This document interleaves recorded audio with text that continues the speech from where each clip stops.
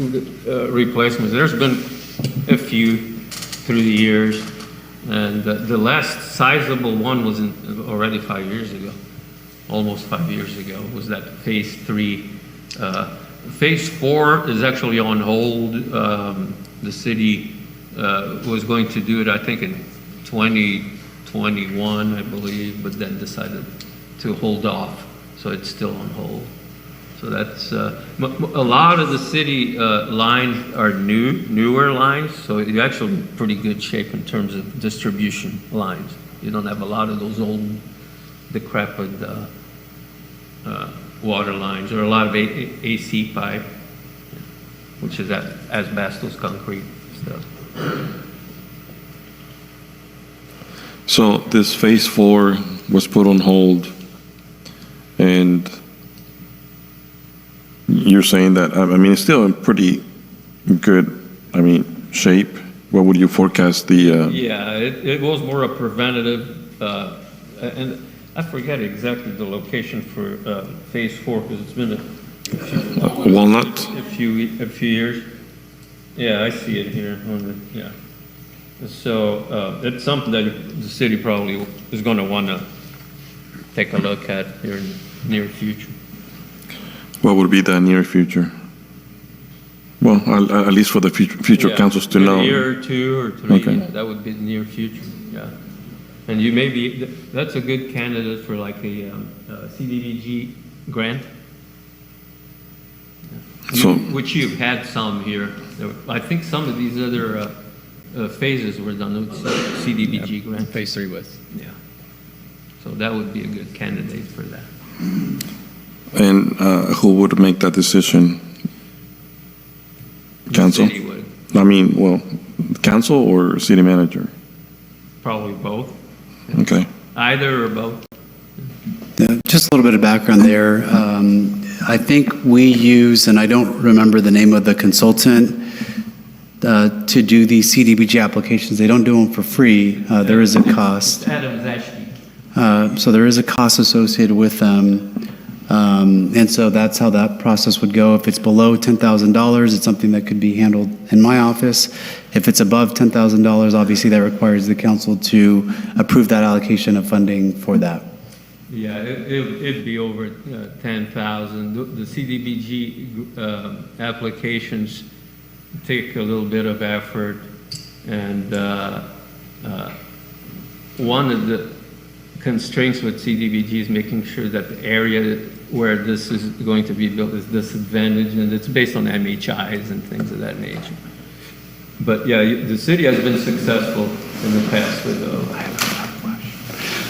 Mario, this phase 4 that's included here, have any plans been, excuse me, any plans been designed, or because one of the questions that came up on Sunday during the Sikh parade was, when we get requests from whether it's Congressman Duarte's office or Senator X, Y, and Z office, sometimes we're trying to identify projects that we can submit. And one of the questions that comes up is from council members, because this came up on Sunday, was, what do we have on what do we have on the shelf that we could theoretically submit to these assembly members, say senators or congress members? Is this a project that you would? No? Okay. So while talked about a few years back, I think we did like maybe a little concept like that, but never got past it. Is there anything that you have that you're aware of that would be eligible to submit when it comes to any sort of water improvements? Yeah, I mean, when you go after money like that, if it's like earmarked, those you just need a conceptual drawing. It'd be a little more than that, but not much. So there's really no design, and water lines, because they're not gravity systems, they're pressurized systems, you just show a line, it'll work. And then if you do get funded, then you have to design it properly. But in terms of having conceptuals for water projects, is not a really big thing.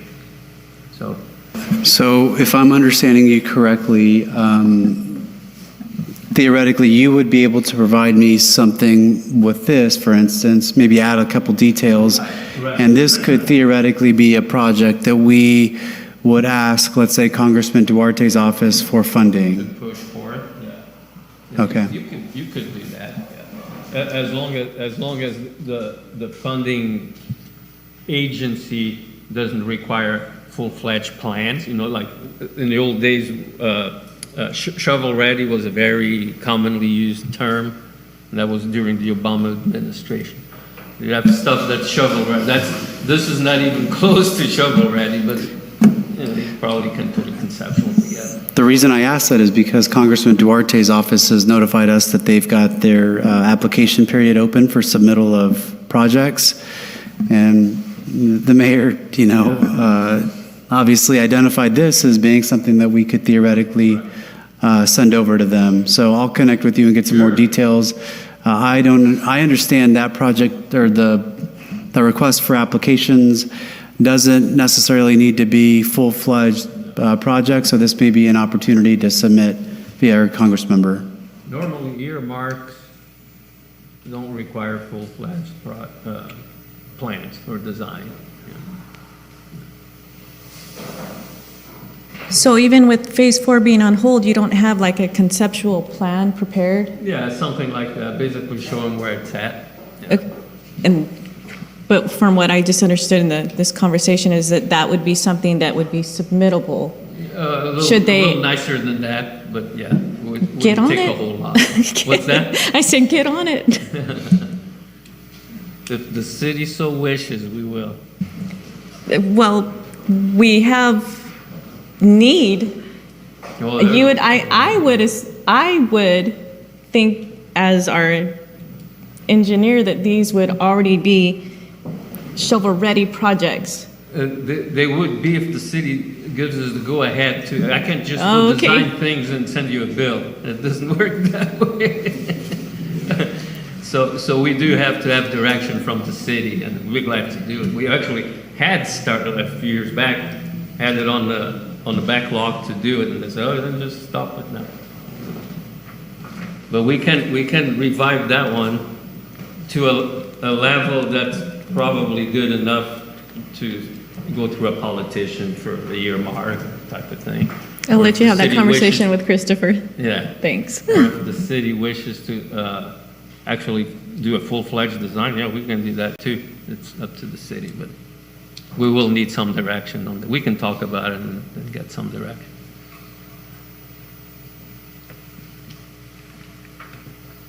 Okay, is it last one? Yeah, last one. Okay, as far as project summary and cost, again, this just reiterates the different projects broken out with the colors that were associated with the aerial map we looked at before. If you look at TCP1 project, that was 14 and 16, that was already completed in 21. The TCP2 for Archelian, if you look at the cost on that, originally it was 8.5 and was increased in the revision to 15.5. That cost did increase, but overall the cost of the city has decreased because originally the project was written around the city receiving 100% loan, which 100% payback on it, and now it's set up for a 75% grant, 25% loan. So the overall cost for the city is less if you underneath the third column there. And we have that one listed with the anticipated completion of 2026.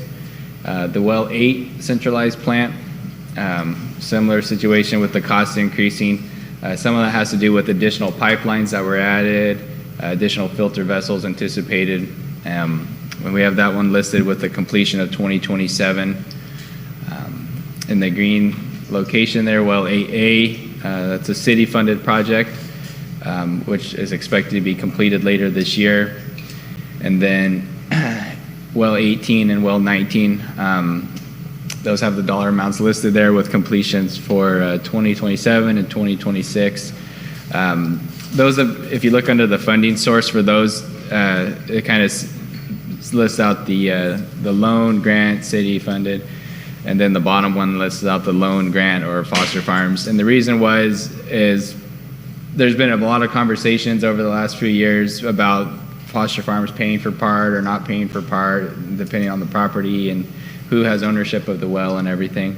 As of right now, that's all included in the grant application. So that includes the two treatment projects, the new well 18 and well 19 with the treatment. That's all included in the DWSRF application. So with those projects that are included in the application, it has a total grant request, or a total amount of $42 million, with 75% of that being grant and 25% loan. And then as far as the completion dates listed there's obviously some variables on that with direction from the city as far as preference, one side over another, and priorities with that. But that's what we have listed as anticipated right now. Yeah, this one doesn't include that $1 million from Senator Caballero.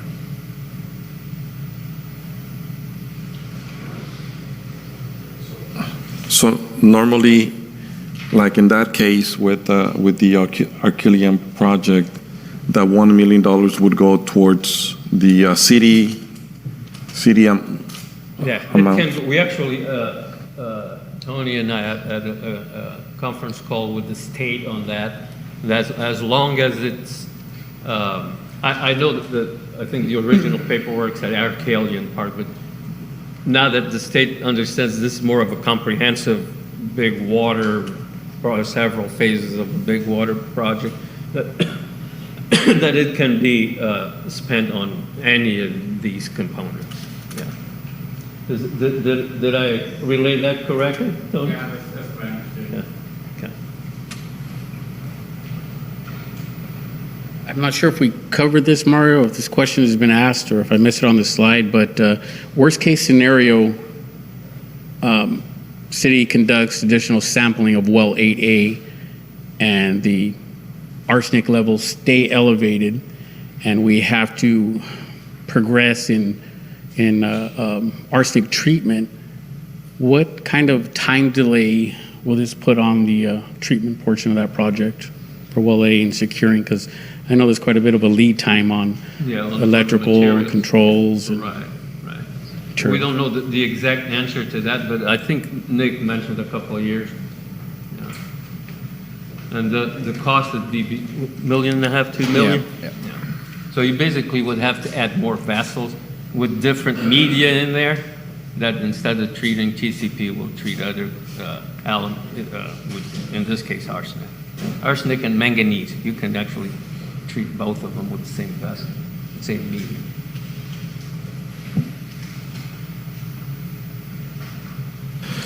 And so just for clarification,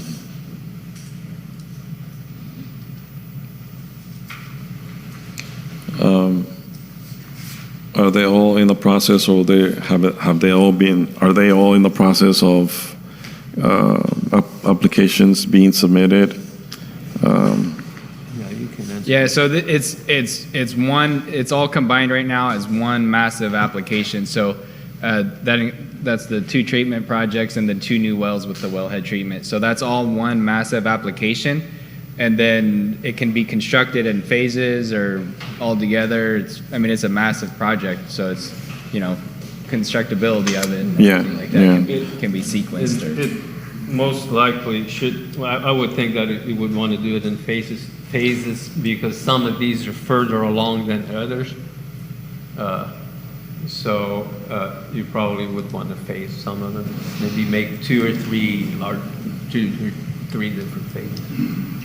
Well, also the other thing that we've seen and has to be taken into consideration is the raise in price and cost. Yeah. Oh yeah. So We're ready yet to really Yeah. these up. Obviously, there's still good cush in there, and in anticipation of further increases.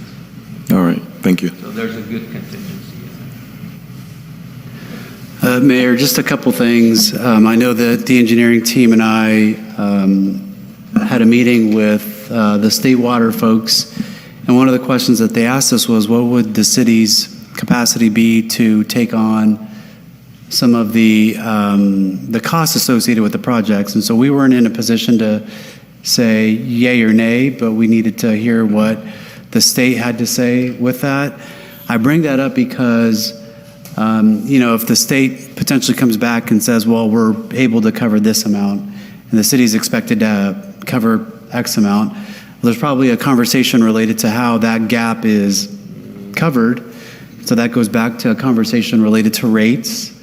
And the other part of that too is, I think the completion of 8A, 18, and 19 will add about 20% capacity additional? Yeah, 25. 25% additional capacity. And the tanks. And with the tanks. So the question really is about if the city were to, expand its population base, potentially annex different portions of the community. The question looking long-term is really for the council, what level of additional capacity would be a good amount to have to add additional portions into the city? So that's something related to, again, part of the rates, and then, master plans for the facility. Something we haven't talked about because it wasn't in the intent of this presentation, but also the wastewater side, because there's additional capacity as we talk about water capacity. Probably need to have a conversation related to what we do on the wastewater side.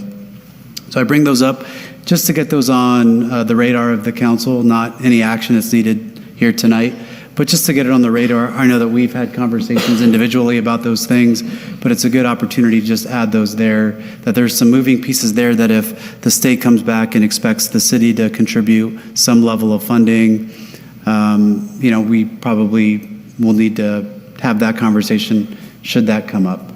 Thank you, Mayor. And most of those, if I may add, as the city grows and as new development, all that development needs to provide its own infrastructure or pay for it in terms of water. And that's why you need master plans. You do not really have any master plans that are up to date. So it all starts with the general plan and then trickles down. You will need all the master plans. So you don't, in the absence of that, it's challenging. So specifically with water, if you have a water master plan, which is based already, should be based on your general plan, then you have the philosophy, you know what the philosophy of the city is, you know how to go about it, and the master plan will basically direct how to achieve what the city's intentions are. So, but you don't have those yet. Hopefully you should be working on getting those in place. So based on what you just mentioned, in regards to grow, and they should be responsible for that additional growth need, why was that not part of, or maybe you can provide some, if it was part of the conversation when those 480 unit project was brought over, not only through planning, but also. Right. And it was, our engineering actually commented on that. When ultimately that was not included in the conditions, I couldn't tell you why. But yeah, we always make sure to include that.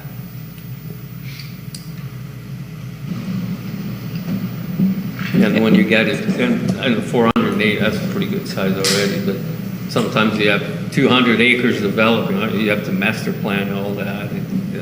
So it depends on the sizes of development. So normally with a project like the 480 units project, that would be a recommendation from your office to. It was a recommendation to the city. To planning, to the planner, yes. And then the planner will make his recommendation to the planning commission? Normally, yeah, the different departments should be consolidated into one set of conditions of approval. And sometimes some of the things are removed for whatever reason. That I couldn't tell you why. So, but that was something that was included, but then it was removed at the planning stage? Yeah. I don't know, yeah. It was in our engineering conditions of approval for that. And even with all these smaller projects, we look at you know, water, sewer capacity, are you gonna get rid of storm water, all of those things. Okay. I mean, I hear this conversation and sitting there shaking your head just nonchalantly, like, this all happened. It was brought to planning, Yeah, it was brought to the city. but here we're talking, was that in 21, maybe? Around that time. You know, I don't remember exactly. 3 years later, now we're having that conversation. You started off by saying, well, with that 480 unit, we might be able to hit that maximum capacity. Yeah, MDD. Yeah, so looking back on it, I remember who was on planning, and who was on council as well, and who voted for the recommendation. It was a recommendation that came forward knowing, again, it falls back on those master plans and general plans that That's part of that. that prior councils and city managers, I want to say, neglected. That's the only word that I can come up with, seeing that the future of Livingston depended on many of these projects to serve our community, but continuing to deplete our water makes no sense, and was actually, here we are, being faced with having to make decisions and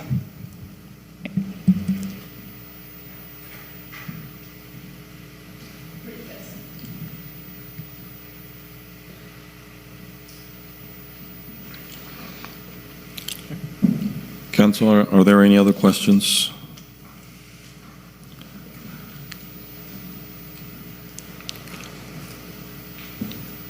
Questions, comments?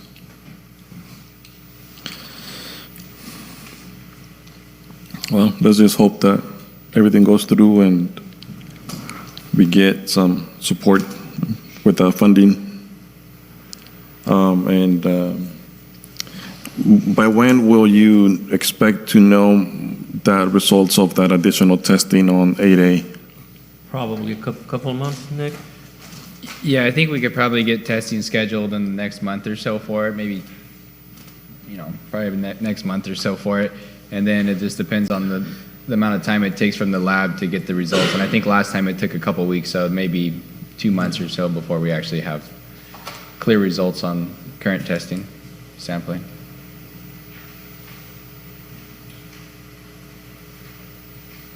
All right, so from my end, I would like to, and I know that this conversation will happen soon eventually in regards to having some kind of plans to where I can be able to present those as when requested for possible earmark funding.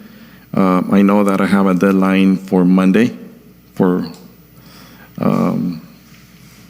whatever we have that we might be able to submit. But we got to start thinking about 2025. Sure. And the sooner, I know that this will be some conversations happening to hopefully get those things. Right, yeah, whatever the city wishes, yeah. Yeah. If you wish to have some conceptuals or some design, yeah, that's fine. All right. Anything else? One final comment that I'll make is, the assumptions that were built into this, or at least the water supply assessment, hinge on the assumptions that Mario had mentioned.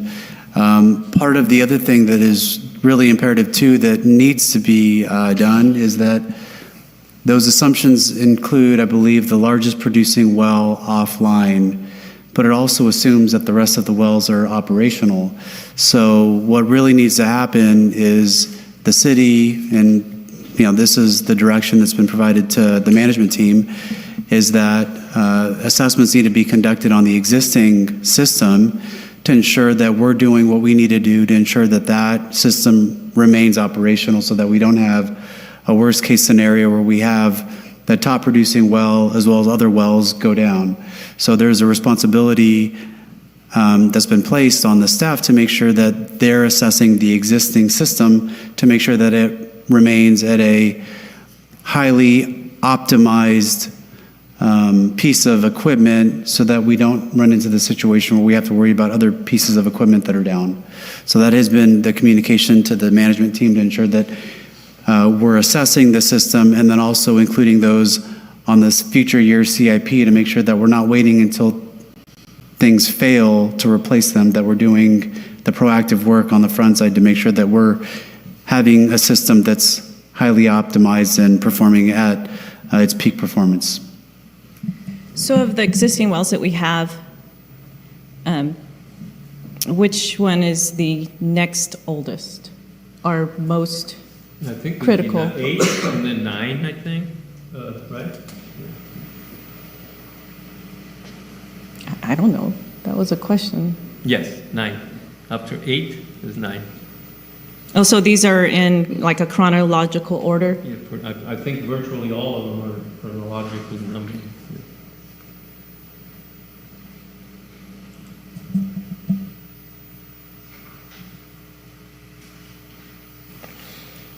All right. Any other questions? Okay, well, thank you. Sure, you're welcome.